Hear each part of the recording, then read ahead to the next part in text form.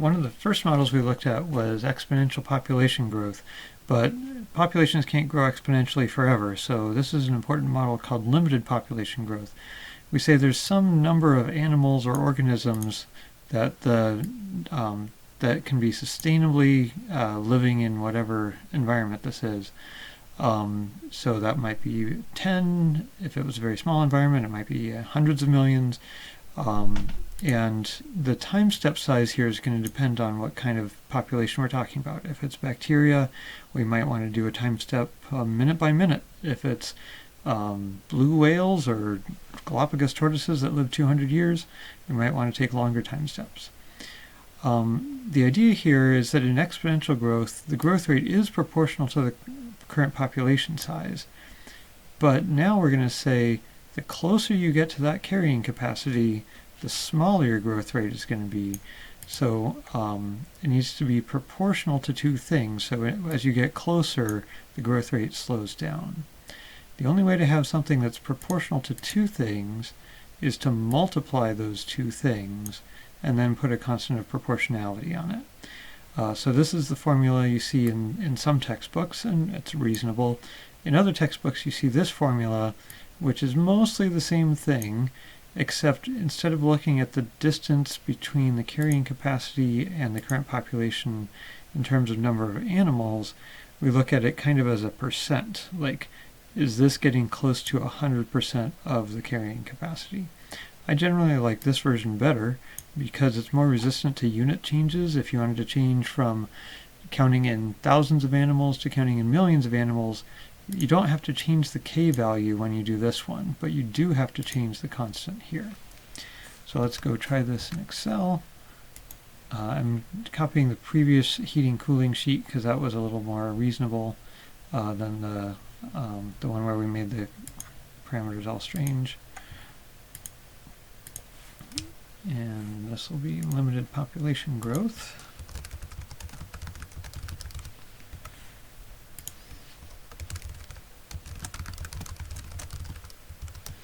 And we'll have a growth constant, 0.02 will be fine here.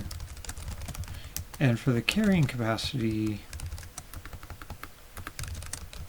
I'm not picking any one particular animal. I'm not claiming to know much ecology. So I'm just going to put 100 here and imagine that that's 100% of whatever the actual carrying capacity is. And our growth formula here is k times the current population times 1 minus the current population divided by the carrying capacity. So I do need to change my delta formula here. Let's start with 10. That would be kind of 10% of the overall carrying capacity. So I still have my k value there times my current population times 1 minus my current population divided by my carrying capacity. This formula, new equals old plus change, gets to stay the same. It's just this new delta formula I'm going to fill down. So before I do that, pause the video and think, what do you think the population will end up looking like? Okay, here we go. 3, 2, 1, go. Is that what you expected? And is there any name we have for a curve that looks a lot like that? You probably remembered that's basically a logistic function. So is it exactly logistic? Well, it turns out when we're taking discrete sized time steps here, it's not exactly, but it's pretty darn close. If we used calculus and took infinitely small steps here, then this would be exactly logistic.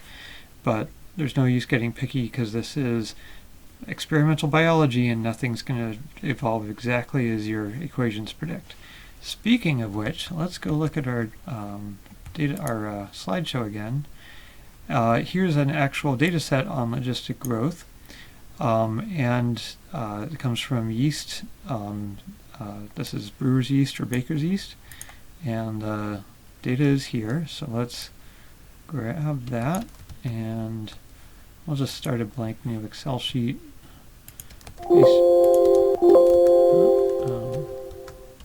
Paste it in somewhere and graph it, because that's what we do when we have data.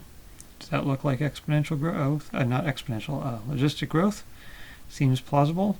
Now here's the fun little secret of our class. We've seen this data set before.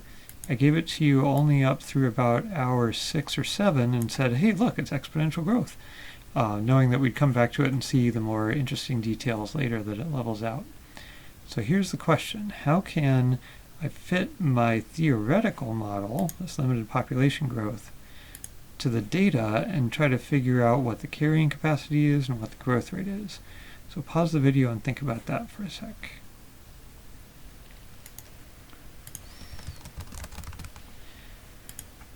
So to fit it, what I'm going to do is make a copy of my limited population growth theoretical model. I'm going to take my real data and paste it here. I guess I'll say this is in hours now. This is no longer object temperature, it's population size. And now I want this data on the same plot as that. So I can, let's see, I'll make a plot of this data. And here's the fun part. I'm going to click on a blank area of this chart and hit copy. And then click on this chart and paste it. And that shows me both data sets on the same graph. Looks like I don't really need to go out past hour 18 here, do I? I'll delete all that. And I've got my theoretical model here and my actual data. Looks like I need that to grow a little faster, right? So I'll maybe bump up the growth rate, maybe bump it up again, bump it up again. Okay, there it's growing fast enough, faster than it needs to be at the beginning, but then leveling out. I need a higher carrying capacity, something like 700 maybe. Oh, it's growing too quickly, so I could adjust this. Okay, getting pretty close. Is there a way I can automatically get these numbers adjusted to get these two curves near each other? So pause the video and think about that. Okay, welcome back. A good way to say let's get these two curves near each other is to compute the residual, which would be the actual population size. We usually do actual minus predicted. So actual minus predicted. That brings up another issue, and I'll fill that down. It seems only fair that I would start my theoretical population with the same amount as my actual population started. That's not necessarily true. This number might have some measurement error to it, so maybe my theoretical should start a little different, but it's hard to know. So we'll just start them the same. And now that I have residuals, I can plot them. That's not a bad idea. So we'll, let's see. Let's try that again.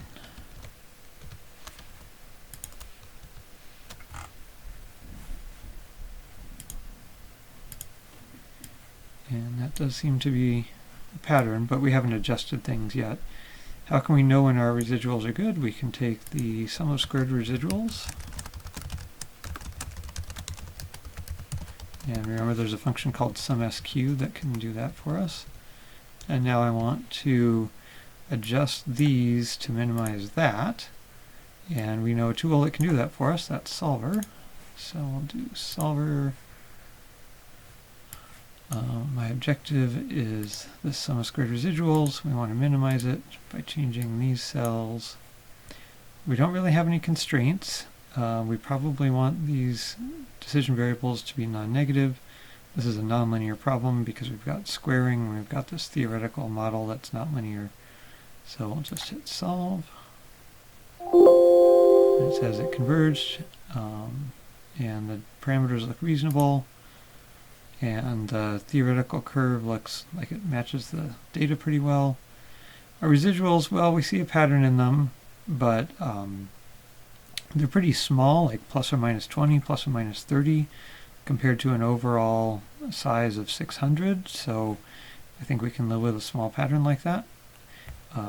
If we want to be fancy, we can highlight our cell here with orange for objective and highlight these with verde for decision variables. I've seen some textbooks that just try to eyeball the carrying capacity, and once they've done that, then they adjust the growth constant. But I like this idea of letting the computer adjust both of them at the same time. You might be saying, now we started with the same biomass as we actually had, but then everything after that, we never got to check in with the actual system again. It was all based on that one thing in our theoretical model. Is there a way we can be kind of computing the behavior of the system step by step based on how much actual biomass there is? And there is a way to do that, and we'll see that later.